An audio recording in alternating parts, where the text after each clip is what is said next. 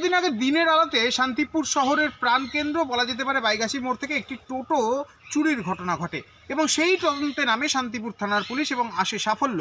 এবার টোটো চুরির যে মূল পাণ্ডা অর্থাৎ কৃষ্ণ সাহা নামে ৩২ বছর বয়সী শান্তিপুর বাগদিয়া এলাকার এক যুবককে প্রথমে সন্দেহভাজন হিসেবে আটক করা হয়। তাকে জিজ্ঞাসাবাদ করে পুলিশ জানতে পারে যে এই ব্যক্তি বিভিন্ন জায়গা থেকে টোটো চুরি করে এবং দিগনগরের দিকে একটি অস্থায়ী গ্যারেজ তার রয়েছে, সেই গ্যারেজে সেই টোটোগুলিকে নিয়ে যায় এবং বিভিন্ন পার্টসপত্র সেখান থেকে খুলে একটি নতুন টোটো বানিয়ে সেগুলিকে বাজারে বিক্রি করে।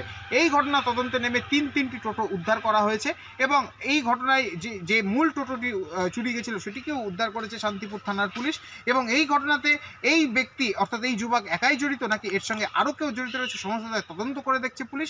ইতিমধ্যে যুবককে গ্রেপ্তার করে রানাঘাট আদালতে পাঠানো হয়েছে এবং 7 দিনের পুলিশ হেফাজত চেয়ে রানাঘাট আদালতে পাঠানো হয়েছে।